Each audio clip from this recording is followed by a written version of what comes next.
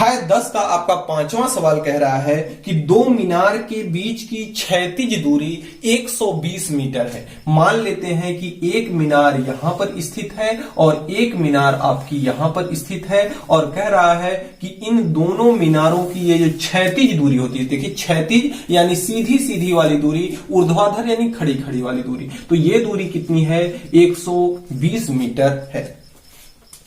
के शीर्ष से देखने पर दूसरी मीनार के शीर्ष से मान लेते हैं कि ये हमारी पहली मीनार है और ये दूसरी मीनार है। दूसरी मीनार का शीर्ष क्या है? ये बिंदु है। मान लेते हैं ये ए है और ये बी है और ये आपका सी है और ये आपका क्या है? डी है। तो दूसरी मीनार के शीर्ष से, इसका शीर्ष यह है, दूसरी मीनार के शीर्ष से प्रथम मीनार के शिखर का उन्नयन कोण, प्रथम मीनार का शिखर ये है, तो इसका उन्नयन कोण जो है, उन्नयन कोण यानी इसको हम ऐसे सीधा सीधा मिला देते हैं तो ये बिंदु हमारा ई हो जाता है।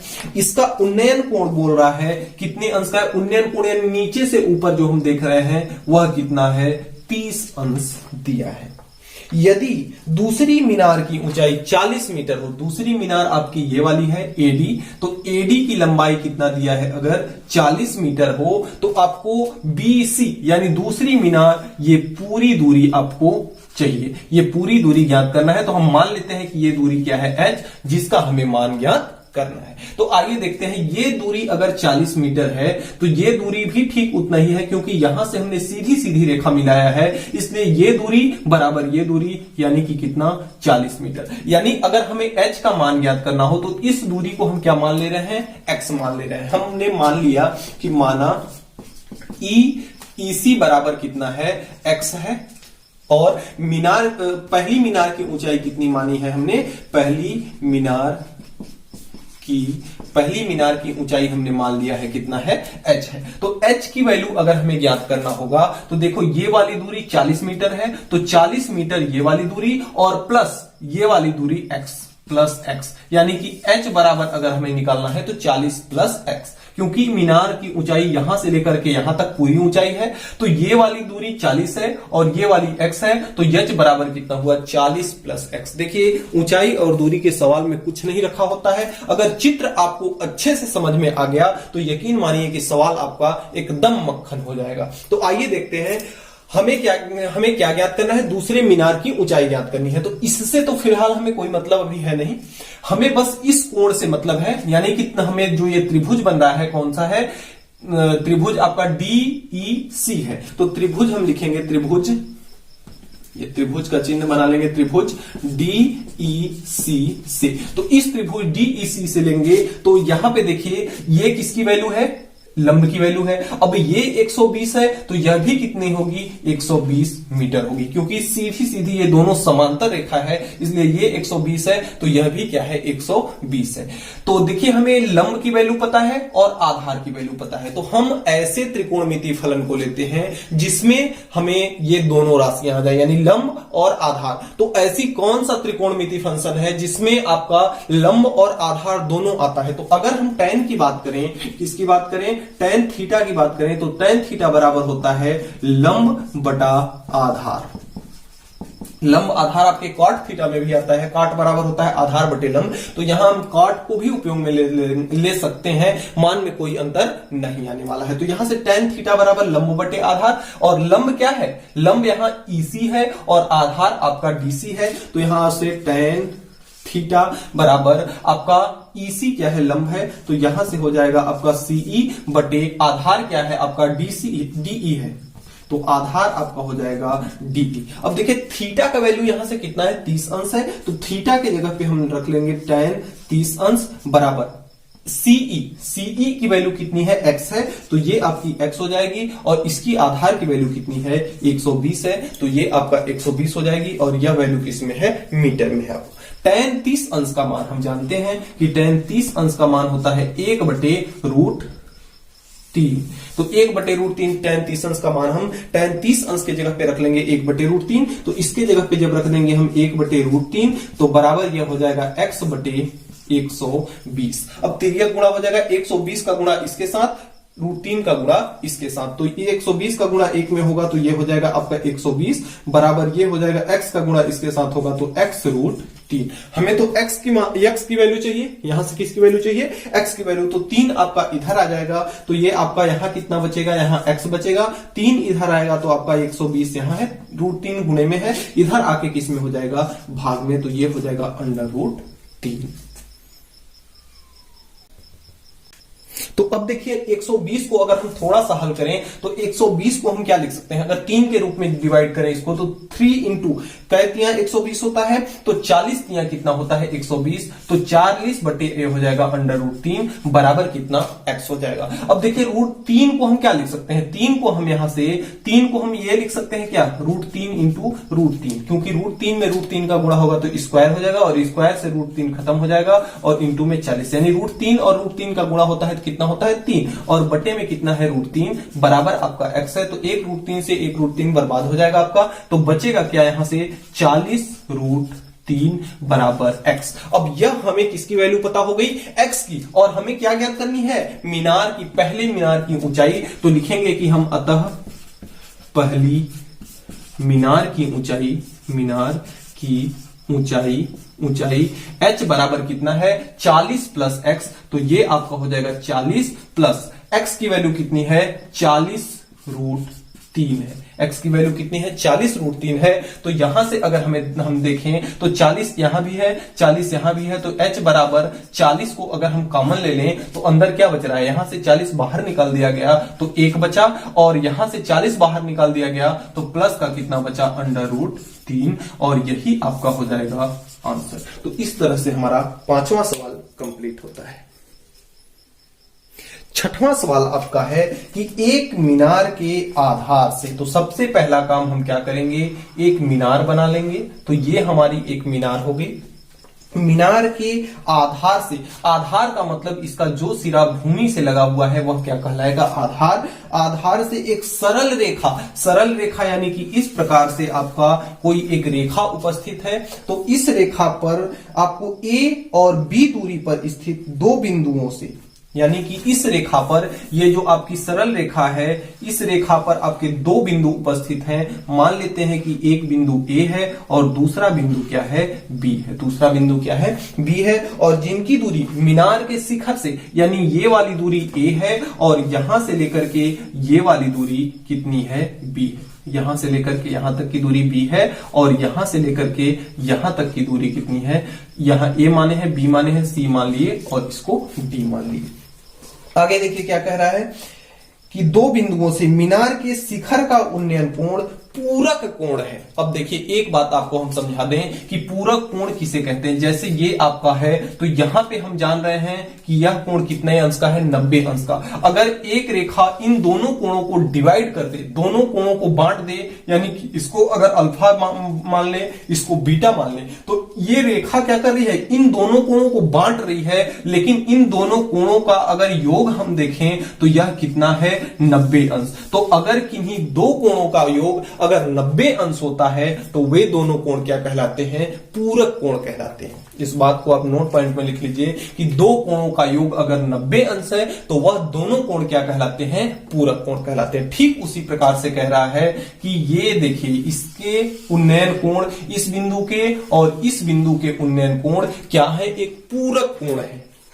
यानी कि अगर हम मान लेते हैं कि यह क्या है, अल्फा है और यह क्या है, बीटा है, तो अल्फा प्लस बीटा बराबर कितना है, 90 अंश है। अगर हम इसको, इस बीटा को अगर अल्फा के ही रूप में हम डिवाइड करें, अगर अल्फा के रूप में ही रखें तो यहां से ये 90 हो जाएगा और माइनस का, अल्फा को उधर भेजेंगे तो माइनस का हो जाएगा अल्फा, यानी बीटा बराबर हो जाएगा 90 माइनस अल्फा। क्योंकि हम एक ही रूप में हम ले रहे हैं ताकि हमें सवाल हल करने में आसानी हो, तो बीटा बराबर आपका क्या हो जाएगा, 90 माइनस अल्फा। उम्मीद करते हैं समझ में आ गया होगा, क्योंकि दोनों कोणों का योग कितना है, 90 अंश। तो एक कोण को निकालेंगे तो 90 में से अल्फा को क्या करना होगा, हमें घटाना होगा। तो ये तो आपका डायग्राम है और इसमें देखते हैं एक बार सवाल को। इसमें दूरी तो कुछ दिया नहीं है, ये दूरी दिया है A और ये दूरी दिया है B। तो आपको सिद्ध करना है कि, तो सिद्ध कीजिए कि मीनार की ऊंचाई √AB है। मीनार की ऊंचाई यानी ये वाली ऊंचाई आपको क्या करना है, सिद्ध करना है।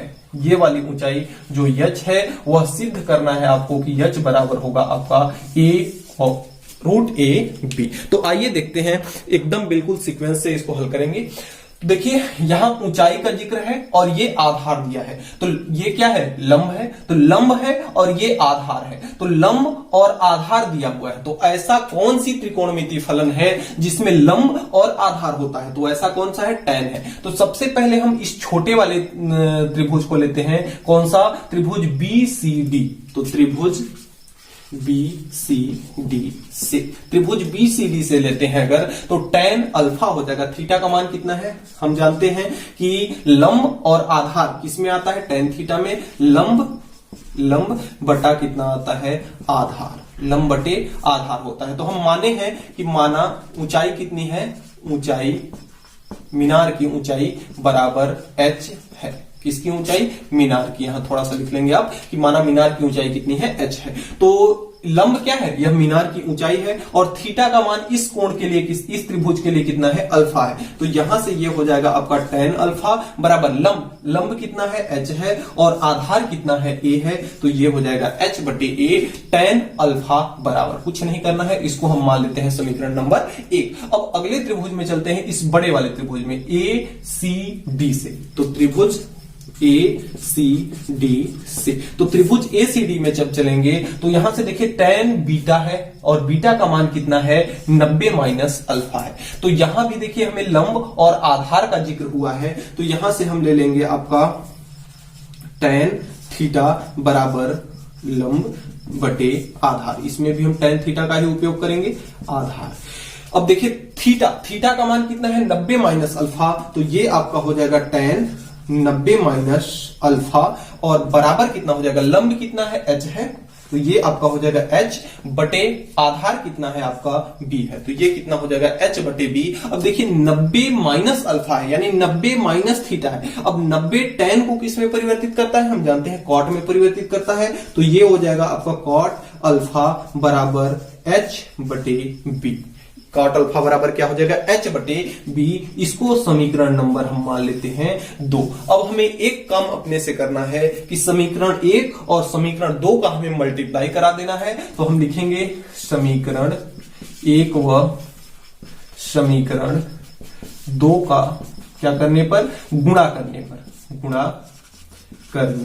पर। तो LHS और LHS का आपस में गुणा होगा, तो ये आपका हो जाएगा tan अल्फा इंटू ये हो जाएगा आपका cot अल्फा।